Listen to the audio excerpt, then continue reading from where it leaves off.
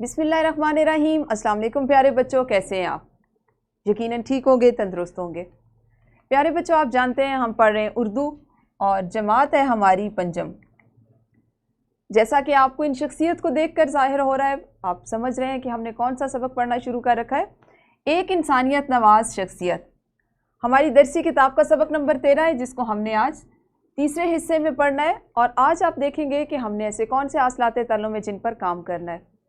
آج کے سبق میں انشاءاللہ آپ سیکھیں گے واقع یا ماحول کا مشاہدہ کر کے تحریری اظہار کر سکیں، ماحول اور معاشرے سے متعلق مسائل کے بارے میں اپنا نقطۂ نظر پیش کر سکیں۔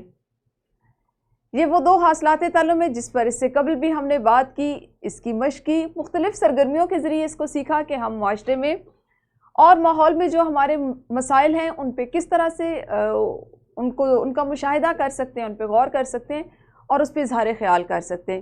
مزید آج اس کی مشق کریں گے اپنے اس سبق کی ذیل میں، لیکن سب سے پہلے اسلامی نقطۂ نظر دیکھتے ہیں کہ آج آپ دین کے حوالے سے کیا چیز سیکھنے جا رہے ہیں۔ حضرت ابو ہریرہ رضی اللہ تعالیٰ عنہ سے روایت ہے کہ سیدی رسول اللہ صلی اللہ علیہ وآلہ وصحبہ وسلم نے ارشاد فرمایا، جو شخص کسی مسلمان کی کوئی دنیاوی تکالیف میں سے کوئی تکلیف دور کرے گا، اللہ تعالیٰ اس کی قیامت کے دن کی مصیبتوں میں سے کوئی مصیبت دور فرمائے گا۔ جو شخص کسی تنگ دست کے لیے آسانی پیدا کرے گا، اللہ تعالیٰ دنیا اور آخرت میں اس کے لیے آسانی پیدا فرمائے گا۔ بے شک ایسا ہی ہے کہ اگر اللہ تعالیٰ خود فرماتے ہیں کہ ہم جو عمل کرتے ہیں اللہ تعالیٰ اس کا بہترین اجر عطا فرماتے ہیں، دنیا میں بھی اور اس کے بعد والے جہان میں بھی۔ جیسا کہ حضرت ابو ہریرہ کی روایت سے آپ کو پتہ چلا ہے کہ نبی اکرم صلی اللہ علیہ وآلہ وصحبہ وسلم نے ارشاد فرمایا کہ اگر مسلمان دنیاوی تکلیف میں کسی دوسرے مسلمان کی مدد کرتا ہے، اس کو اس سے نکالتا ہے، تو اللہ تعالیٰ قیامت کے دن خدا نخواستہ اس کے لیے جو مصیبتیں ہوں گی ان میں کمی فرمائے گا۔ اور اسی طرح جو شخص کسی تنگ دست کے لیے آسانی پیدا کرے گا، اس کی تنگ دستی کو کسی حد تک دور کرنے میں اس کی مدد کرے گا، تو اللہ تعالیٰ آخرت میں اس کے لیے آسانی پیدا فرمائیں گے۔ آپ دیکھیں کہ یہ وہ چھوٹی چھوٹی چیزیں ہیں۔ ہم تنگ دستی کس کو کہتے ہیں؟ آپ نے عام طور پر دیکھا ہوگا کہ جس وقت آپ اسکول آ رہے ہوتے ہیں، اگر آپ کے ابو آپ کو چھوڑنے کے لیے آتے ہیں تو عام طور پہ ایسا ہوتا ہے کہ کوئی ایسا شخص جو بہت مجبور ہوتا ہے حقیقتاً، اور وہ سوال دراز کرتے ہوئے ہچکچا رہا ہوتا ہے، تو وہ اس طرح سے غیر محسوس انداز میں اس کی مدد کی جاتی ہے اس کے لیے کہ اس کی تنگ دستی کسی حد تک دور ہو جائے، اس وقت کا وہ جو اس پہ مشکل کا وقت ہے وہ گزر جائے، تو اللہ تعالیٰ آپ کو بھی اجر سے نوازتے ہیں۔ آپ یہ چھوٹی چھوٹی چیزیں اپنے ارد گرد اپنے والدین سے سیکھیں، اپنے بڑوں سے سیکھیں، اساتذہ کرام سے سیکھیں اور ان کو اپنی زندگی کا حصہ بنائیں، کیونکہ آج اس مقام پہ ہمارے والدین ہیں، کل کو آپ نے بھی اس جگہ پہ ہونا ہے۔ جلدی سے کیجئے دہرائی، اور دہرائی میں آپ نے مجھے کچھ سوالات کے جوابات بتانے، جیسے ابھی ہم نے جس سبق کے بارے میں، جس شخصیت کے بارے میں پڑھ رہے ہیں، اس سبق کی مرکزی شخصیت کون ہے؟ یعنی ایک انسانیت نواز شخصیت جو ہمارے سبق کا موضوع ہے، تو یہ انسانیت نواز شخصیت کون ہے؟ ہاتھ کھڑا کیجئے اور بتائیے۔ جی، یہ انسانیت نواز شخصیت عبدالستار عیدی ہے۔ عیدی کی خدمات کا اعتراف کس کتاب میں درج ہے؟ ملکی اور بین الاقوامی طور پر عبدالستار عیدی نے کون کون سی خدمات سر انجام دی؟ اچھا، یہاں پر آپ دیکھیے کہ آج آپ کو خالصتاً سبق کی دہرائی کروائی جا رہی ہے، کیونکہ کل ہم نے متن سے متعلق یہ چیزیں سیکھ لی تھی، ٹھیک ہے؟ عبدالستار عیدی نے $1,00,000 کی امداد کس ملک کو بھیجی؟ یاد ہے نا، کل بھی ہم نے اس پہ بات کی تھی۔ اور انسان کی زندگی کا اصل مقصد کیا ہونا چاہیے؟ یہ جو سوال ہے کہ انسان کی زندگی کا اصل مقصد کیا ہونا چاہیے، اس کا جواب ہر بچے نے خود سے دینا ہے۔ آپ کیا سوچتے ہیں، آپ کیا سمجھتے ہیں کہ آپ کی زندگی کا مقصد کیا ہونا چاہیے؟ اس نقطۂ نظر پہ یا اس بات کو ذہن میں رکھتے ہوئے آپ نے اپنے جواب جو ہے وہ اپنی معلمہ کو بتانا ہے یا اپنی رائے کو ظاہر کرنا ہے۔ تو ویڈیو کو روک کے پہلے دہرائی کرتے ہیں، پھر اس کے بعد پڑھیں گے۔ دہرائی آپ سب نے مکمل کر لی۔ پڑھنے سے پہلے کی ایک سرگرمی ہے آپ کے پاس، یہاں پہ آپ یہ کہہ لیں کہ ایک ہی تصویر کے دو رخ ہیں۔ پہلے تصویر کچھ اس طرح سے ہے اور اسی تصویر کو آپ دیکھیں تو یہ بعد میں کچھ اس طرح سے ہے۔ آپ اس تصویر سے کیا سمجھ پا رہے ہیں؟ کیا یہ تصویر کسی طرح کے ہمارے ماحول کی عکاسی کر رہی ہے یا کسی چیز کی عکاسی کر رہی ہے؟ شاباش۔ آپ اگر غور کریں تو یہ والا ماحول ہمارا یہاں پہ، اس کو دیکھیں۔ ابھی جب یہ چیزیں یہ کارخانہ یا یہ فیکٹری یہاں پر لگائی جا رہی ہے یا ابھی اس نے اپنا کام شروع نہیں کیا تو ماحول میں کتنا زیادہ مطلب ہریالی ہے، سبزہ ہے. یہاں پہ دیکھیں درخت بھی ہیں، سورج کی روشنی اور بادل ہیں، پرندے اڑ رہے ہیں، گھاس ہے، سبزہ ہے، اور یہاں سے کسی طرح کا کوئی دھواں آپ کو نکلتا ہوا دکھائی نہیں دے رہا. ایسا ہی ہے نا؟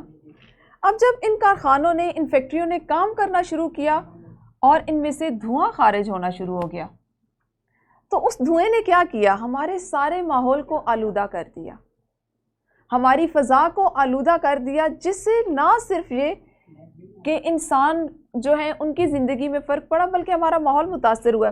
یہاں پر آپ کو اس تصویر میں یہ جو ہرے بھرے درخت نظر آ رہے ہیں، یہاں پر یہ ٹنڈ منڈ ہو چکے ہیں. اور کس وجہ سے ہوئے؟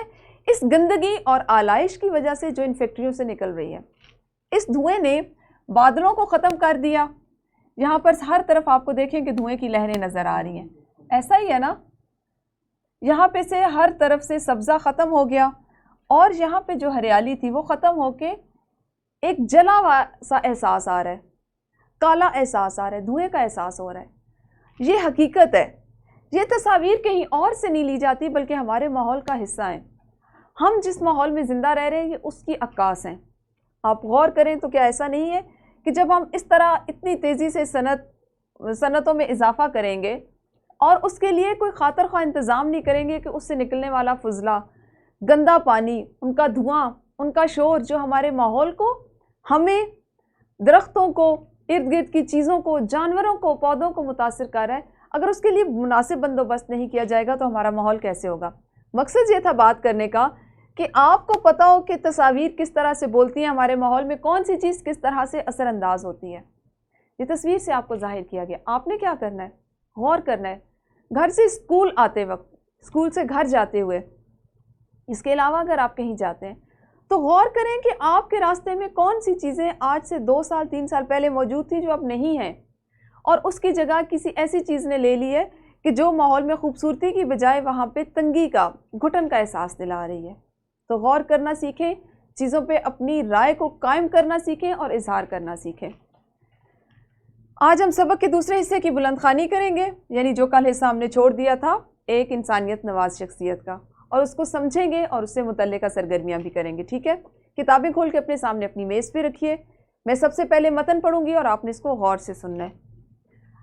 عبدالستار ایدھی نے انسانیت کی خدمت کے لیے اپنی تمام زندگی وقف کر دی. وہ بغیر چھٹی کے طویل عرصے تک کام کرنے والے شخص تھے جن کی فاؤنڈیشن کے پاس بے شمار دولت تھی، لیکن انہوں نے 1 روپیہ اپنی ذات پر خرچ نہیں کیا. جب افغانستان میں ایدھی ایمبولینس سروس کا آغاز کیا گیا تو افتتاح کے لیے آپ خود تشریف لے گئے.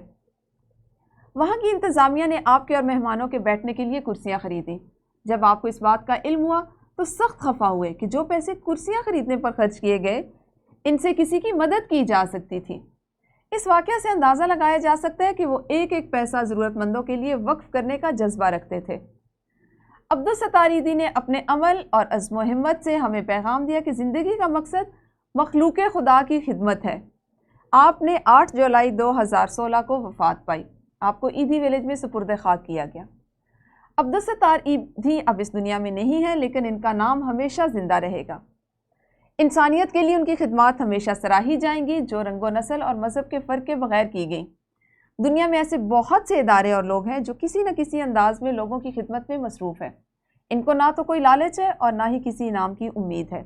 ایسے لوگوں کے پیش نظر صرف دوسروں کی بھلائی ہوتی ہے. بے شک یہ حقیقت ہے کہ ایسے لوگوں کے پیش نظر کسی طرح کا دکھلاوا، کسی طرح کی کوئی نمائش نہیں ہوتی، بلکہ وہ لوگ یہ چاہ رہے ہوتے ہیں کہ دوسروں کی بھلائی ہو. اس میں آپ نے پڑھا کہ عبدالستار ایدھی کی شخصیت کی ایک خصوصیت یہ بھی تھی کہ وہ بغیر چھٹی کے طویل عرصے تک کام کرنے والے شخص تھے. اور یہ دنیا میں ایسے شخص تھے کہ جنہوں نے بہت لمبے عرصے تک کسی طرح کی کوئی چھٹی نہیں کی. کوئی عید ہے، اتوار ہے، جمعہ ہے، کسی طرح کی کوئی چھٹی نہیں کی، بلکہ وہ مسلسل کام میں رہے.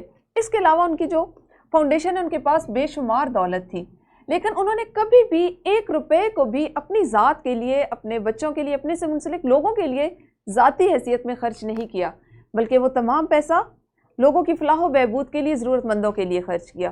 اور آپ دیکھیں کہ یہ کتنا بڑا جذبہ ہے کہ آپ خود تنگ دستی کی حالت میں رہیں. آپ بالکل ایک عام ایسے شخص کی سی زندگی گزاریں جو بمشکل اپنی ضروریات پوری کر رہے ہیں، لیکن آپ کوشش کریں کہ ہر پیسے کو جمع کر کے جس کو اس کی ضرورت ہے، اللہ کی مخلوق کو اس کی ضرورت ہے، اس کی مدد کریں۔ اور یہ مدد کس طرح ہو کہ اس میں نہ تو کسی طرح کے رنگ و نسل کی گنجائش ہو اور نہ مذہب کا فرق ہو، یعنی مدد کرتے وقت اللہ کی مخلوق کی خدمت کرتے وقت یہ نہ دیکھا جائے کہ وہ کسی اقلیت سے تعلق رکھتا ہے، وہ ہندو مذہب سے تعلق رکھتا ہے، عیسائی ہے، یہودی ہے، کوئی سا بھی ہے، صرف یہ سوچ رکھی جائے کہ وہ اللہ کی مخلوق ہے، اللہ کا بنایا ہوا ایک شخص ہے، ایک بندہ ہے، یا اس کی تخلیق کی ہوئی چیزوں میں سے ایک چیز ہے، ٹھیک ہے، اور اس کی مدد کی جائے۔ ہم اس طرح کے درس لینے چاہیے۔ اور اگر آپ ہماری تاریخ کو پڑھیں، آپ پاکستان میں شخصیات کے بارے میں پڑھیں تو بے شمار فاؤنڈیشنز ہیں جس طرح کے کام کر رہی ہیں، بے شمار ہستیاں ایسی ہیں۔ پاکستان میں آپ نے نام سن رکھا ہوگا، آپ میں سے اکثر بچے جانتے ہوں گے ڈاکٹر روتھ فاؤ کو۔ ڈاکٹر روتھ فاؤ بھی جو تھی وہ ایک عیسائی تھی، اور انہوں نے پاکستان میں کراچی میں ایک ایسے مرض میں مبتلا مریضوں کے لیے کام کرنا شروع کیا جن کو کوئی ان کے گھر والے بھی ہاتھ نہیں لگاتے تھے، بلکہ کوڑ کے مرض میں وہ مریض مبتلا ہوتے تھے، ان کو شہر سے باہر ایک مخصوص جگہ بنائی ہوئی ہوتی تھی، وہاں چھوڑ آتے تھے۔ وہ خاتون جو عیسائی تھی، مذہب کے لحاظ سے عیسائی تھی، وہ پاکستان آئی اور مسلمانوں کی انہوں نے مدد کی، یہاں پہ ان کا علاج کیا۔ تو جو لوگ درد دل رکھتے ہیں، انسانوں کے لیے نیک جذبات رکھتے ہیں، وہ پھر کسی طرح کے رنگ و نسل یا اس کا فرق بھول جاتے ہیں۔ کوشش کریں کہ آپ ان چیزوں پر عمل کریں اور ان سے سیکھیں۔ آپ کی جماعت میں اگر اقلیتی برادری سے تعلق رکھنے والے آپ کے دوست ساتھی موجود ہیں تو آپ ان کی بھی مدد کیجئے، ٹھیک ہے۔ سبق اگلا حصہ ہے، اللہ تعالیٰ عبدالستار ایدھی کو ان کے نیک کاموں کے بدلے اجر عظیم عطا فرمائے اور ایدھی فاؤنڈیشن کو دن دگنی رات چوگنی ترقی عطا فرمائے، آمین۔ حکومت پاکستان نے ان کی بے لوث خدمات کے اعتراف میں انہیں تمغہ حسن کارکردگی سے نوازا ہے۔ اسلام ہمیں دوسروں کے دکھ درد میں شریک ہونے کا درس دیتا ہے۔ ہمیں کوشش کرنی چاہیے کہ خواہ تھوڑی دیر کے لیے ہی صحیح، غریبوں، مسکینوں اور عام لوگوں کے دلوں میں خوشیاں بھریں۔ آپ صلی اللہ علیہ وآلہ وصحبہ وسلم کا ارشاد مبارک ہے، بہترین انسان وہ ہے جو دوسرے انسانوں کے لیے نافع اور مفید ہو۔ کنز الاعمال سے لیا گیا، نافع ہوتا ہے نفع بخش، فائدہ پہنچانے والا، اور یہ ہمارے دین کی تعلیمات ہے، ہمارے نبی صلی اللہ علیہ وسلم کی بھی تعلیمات ہے۔ سبق یقیناً آپ کو بہت اچھے انداز میں سمجھ آ گیا ہوگا۔ آپ کو عبدالستار ایدھی کی شخصیت کے بارے میں ان تمام پہلوؤں سے آپ نے واقفیت حاصل کی کہ کس طرح انہوں نے لوگوں کی خدمت کی، نہ صرف پاکستانیوں کی بلکہ بیرون ملک بھی۔ آپ نے افغانستان کا پڑھا اسی سبق کے دوران میں کہ وہاں پہ کس طرح سے ایمبولینس سروس فراہم کی گئی۔ ورلڈ ٹریڈ سینٹر پہ جس وقت حملہ ہوا تو کس طرح $1,00,000 جو تھے وہ آپ نے دے کے ان کی مدد کی۔ تو آپ نے اس سے بہت سی چیزیں سیکھی۔ کوشش کریں کہ جو کچھ سیکھیں اس پہ عمل کریں اور اس کو بھی اپنی زندگی کا حصہ بنائیں۔ اب آپ کریں گے ایک انفرادی سرگرمی۔ آج کی انفرادی سرگرمی ہوگی دوسروں کی مدد کرنے سے آپ کو کیا فائدہ حاصل ہوگا۔ بہت سوچنے والی بات ہے۔ اگر آپ کسی کو مدد کرتے ہیں، کسی کی کرنا چاہتے ہیں مدد، تو آپ کو اس سے کیا فائدہ حاصل ہوگا۔ ہر طالب علم نے اس پہ سوچنا ہے اور کم از کم 1 منٹ 40 سیکنڈ میں اپنی معلمہ کو ضرور بتانا ہے۔ کوشش کریں کہ وہ نکات جو آپ اپنی بات کے لیے جن کا انتخاب کریں، جن کا چناؤ کریں، ان کو اس انداز میں بیان کریں کہ وقت بھی ضائع نہ ہو اور آپ کی بات بھی پہنچے۔ یقیناً مجھے امید ہے کہ آپ سب نے اس انفرادی سرگرمی میں بھرپور انداز میں شرکت کی ہوگی، سب نے بڑھ چڑھ کر حصہ لیا ہوگا اور بتایا ہوگا۔ اچھا، ہمارے پاس ایک اور گروہی سرگرمی ہے، جیسا کہ آپ کو اس تصویر سے دکھائی دے رہا ہے۔ اس میں عبدالستار ایدھی صاحب بیٹھے ہوئے ہیں بچوں کے ساتھ، اور بچے کیا کریں، کھانا کھا رہے ہیں، اور اگر آپ غور کریں تو بچوں کے چہروں پہ مسکراہٹ ہے، اطمینان ہے۔ آپ نے ابھی کیا کرنا ہے، برقی میڈیا کی مدد سے مواد اکٹھا کر کے معلم یا معلمہ کی مدد سے ایدھی صاحب کی زندگی پر ایک ڈرامہ تیار کرنا ہے اور اس کو اسکول کی بزم ادب میں پیش کرنا ہے، ٹھیک ہے۔ عملاً کرنے کا ایک کام ہے۔ آپ اس کو اس طرح سے کر سکتے ہیں کہ ابھی اپنی معلمہ کے ساتھ آپ کمپیوٹر لیب چلے جائیں، یا اگر آپ کے پاس آپ کی جماعت میں ہی کچھ ایسا برقی میڈیا کے حصول کا کوئی طریقہ ہے تو آپ وہاں سے عبدالستار ایدھی کے بے شک زندگی کے کسی ایک پہلو، کسی ایک خدمت کے بارے میں معلومات جمع کریں، اس کو ڈرامائی شکل دیں۔ اس میں آپ کی معلمہ آپ کی بھرپور رہنمائی کریں گی، اور جب آپ کے اسکول میں بزم ادب ہو تو آپ اس کی اتنی اچھی سے مشق کریں، اس میں اتنی مہارت حاصل کریں کہ آپ اس کو ڈرامے کے طور پر بچوں کے سامنے پیش کریں۔ فائدہ کیا ہوگا، آپ میں خود اعتمادی پیدا ہوگی، اور وہ تمام بچے جو ابھی آپ سے چھوٹی کلاسز میں ہیں یا जिन्होंने पढ़ा और उनकी किताबों में ये सबक अगर मौजूद नहीं था तो वो भी इनके बारे में सीखेंगे, उनमें भी दूसरों की मदद करने का जज्बा पैदा होगा। तो वीडियो को रोक के इस पे काम कीजिए, इस पे बात कीजिए। यकीनन आपने इस ड्रामे को तैयार करने के लिए कोई लाहे अमल तश्कील दे लिया होगा और उस पर यकीनन आप काम भी शुरू कर देंगे। हम देखते हैं कि इसके बाद हमारा कौन सा काम है जो हम करेंगे। आप जानते हैं हम सरगर्मियों के बाद मश्क का वो हिस्सा करते हैं जो हमारा उस सबक से मुतल्लिका होता है या उन हासिलात ताल्लुम से मुतल्लिका होता है। सवाल नंबर 1 है हमारे पास, आपकी मुअल्लिमा या आपके मुअल्लिम आप जो सबक पढ़ा चुके हैं या जैसे मैं आपको पढ़ा चुकी हूँ, तो अब आपने जो सवालात उनके जवाबात ज़बानी देने हैं।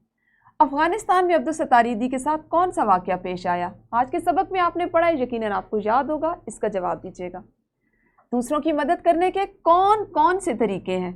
अपनी राय का इजहार करें। ये भी एक अमलन करने वाला, खुद से सोच के करने वाला सवाल है। सवाल नंबर 2 है हमारे पास, सबक को मद्देनजर रखते हुए दुरुस्त जवाब का इंतखाब करें और मुतल्लिका दायरे को नीले कलम से भरें।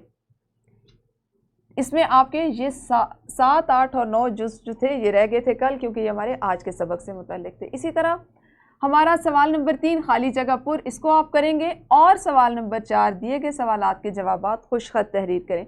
अगर आपके पास वक्त है तो आप सवाल नंबर 4 को अभी जमात में कर लीजिए, अगर नहीं है तो आप इसको घर के काम में भी शामिल कर सकते हैं। मज़ीद घर के काम में आपको एक चंद तस्वीर का एक जो आधा सफ़ा है वो दिया गया है। आपने हर तस्वीर के बारे में कम से कम 2 जुमले ज़रूर लिख के लाने हैं, जिससे उस तस्वीर के बारे में वाज़ेह तौर पर इजहार हो कि ये तस्वीर किस चीज़ के लिए थी, इसमें क्या बयान किया गया। आप जानते हैं आपकी मज़ीद मश्क के लिए वर्कशीट्स बनाई जाती हैं। आज की वर्कशीट में आपको चंद सवालात दिए जा रहे हैं जिनके आप जवाबात लिखेंगे और आपके ख़्याल में हमारे माशरे के 3 बड़े मसाइल कौन से हैं? 3 बड़े मसाइल जो आपको लगता है कि अगर वो हमारे माशरे का हिस्सा ना हो, निकाल दिए जाए तो हमारे माशरे में अमन हो, सुकून हो या हालात यकसर मुख्तलिफ हो जाए। इस पर गौर करना है, इनकी वजूहात और हल के बारे में आपने अपनी तजावीज़ देनी है।